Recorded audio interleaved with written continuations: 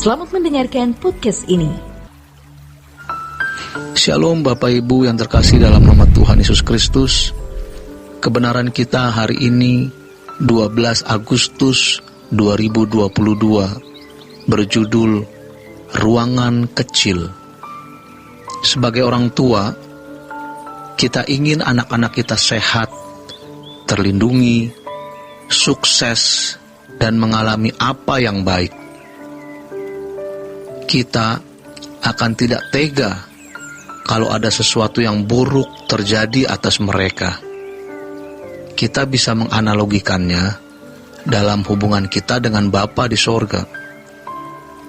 Bagaimana kita memperhatikan dan mengasihi anak-anak kita, demikian pula Bapa di sorga memperhatikan dan mengasihi kita agar kita berkeadaan baik. Tetapi kenyataannya yang harus jujur kita akui, sering ada kecurigaan dalam hati kita. Apakah benar Allah mengasihi aku? Apakah sampai saat ini benar-benar Dia memperhatikan aku dan memperdulikan aku? Ketika kita menghadapi kesulitan berlarut-larut, masalah yang tidak kunjung selesai, keadaan yang tidak kita sukai terjadi dalam hidup kita, hidup kita tidak kunjung berubah menjadi baik. Sejujurnya, kita menjadi tidak percaya penuh bahwa Allah itu baik. Mereka adalah orang-orang Kristen yang marah terhadap Tuhan. Mereka tidak langsung marah kepada Tuhan, tetapi mereka marah kepada keadaan. Lalu mereka akan mencari orang yang dipandangnya sebagai penyebab keadaan itu. Mereka marah kepada orang-orang tertentu, pahit, sakit hati, bahkan dendam. Itulah faktanya. Kalau jujur, ada suara di dalam diri kita, suara daging, bukan suara roh. Apakah Tuhan sungguh-sungguh memperdulikan aku? Mungkin kita bernyanyi, Tuhan pembelaku, tetapi sejatinya ada keraguan dalam hati kita. Apa bukti dari orang yang kurang percaya, atau tidak percaya, atau mulai meragukan Tuhan? Buktinya jelas, sederhana tapi pasti. Ia tidak sepenuh hati mau berurusan dengan Tuhan. Kalau orang sungguh-sungguh mau berurusan dengan Tuhan, tidak mungkin tidak ke gereja. Ke gereja bukan hanya hari Minggu, tetapi di pertengahan minggu, kalau ada pendalaman Alkitab dan ada kebaktian doa.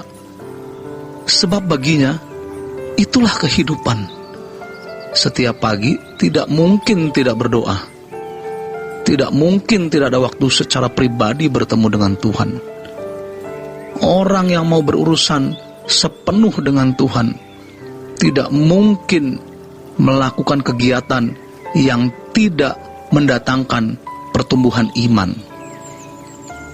Dia tidak akan menyanyikan lagu-lagu dunia yang tidak membawa kesegaran bagi hidup rohaninya. Orang-orang seperti ini hanya punya satu ruangan dalam hidupnya, dan ruangan itu untuk Tuhan.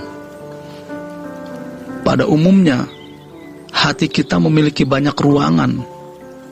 Ruangan untuk cari uang, anak, orang tua, hobi, dan lain-lain. Namun ada ruangan juga untuk Tuhan, tetapi ruangannya kecil, karena tidak yakin apakah Allah sungguh-sungguh bisa diandalkan.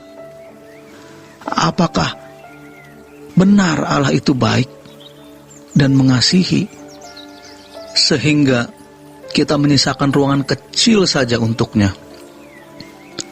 Ruangan itu besar atau kecil nampak dari cara kita menyediakan hidup dan waktu, perhatian, tenaga, pikiran untuk Tuhan. Sejatinya Tuhan tidak membutuhkan uang atau tenaga kita. Jangan kita berpikir Tuhan itu menuntut orang percaya harus memberi uang atau tenaga. Kalau kita memberi uang atau tenaga untuk Tuhan, itu karena kita mau mengasihi Dia, bukan kewajiban, melainkan kebutuhan. Jadi, kalau kita punya kesibukan kerja, memperhatikan anak dan lain-lain, semua ada di ruangan itu. Itulah yang dikatakan dalam firman Tuhan. Baik kamu makan, atau minum, atau melakukan sesuatu yang lain, lakukanlah semua itu untuk kemuliaan Allah. 1 Korintus 10 ayat 31. Banyak orang yang sampai hari ini hidup dalam kemiskinan mental, spiritual, rohani, juga harta.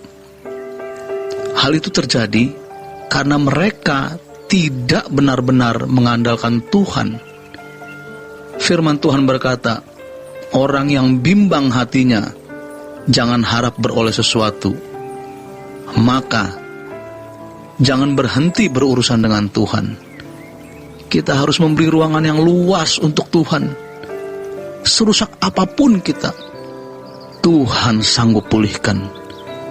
Tentunya setelah melewati perjalanan panjang di dalam hidup ini, kita mulai mengerti bahwa hanya Tuhan yang kita butuhkan. Kalau hanya Tuhan yang kita butuhkan, tidak ada waktu apapun selain Tuhan. Bekerja pun kita lakukan untuk Tuhan, untuk menafkahi keluarga dan anak-anak bisa sekolah.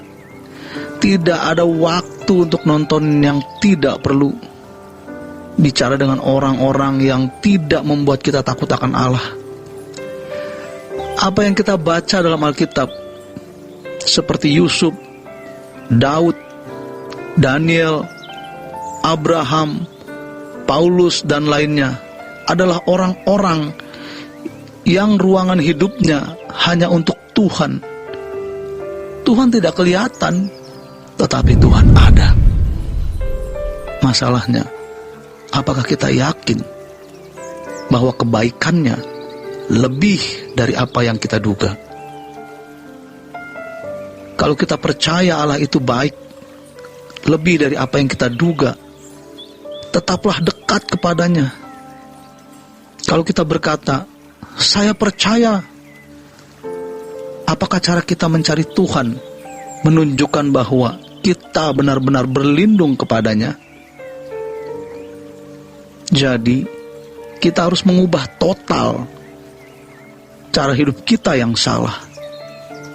Allah itu hidup dan tidak berubah. Sering Tuhan membawa kita seperti Tuhan membawa bangsa Israel ke pinggir laut Teberau, ke tempat di mana kita tidak bisa lari ke kanan atau ke kiri. Namun, di situ ada kemuliaan Tuhan yang mau Tuhan nyatakan. Hal itu hanya diberikan kepada orang-orang yang menghormati Tuhan. Artinya, serius berurusan dengan Tuhan. Dia layak dipercaya dalam keadaan yang sulit sebagaimanapun. Demikian kebenaran kita hari ini. Selamat berjuang. Tuhan Yesus memberkati.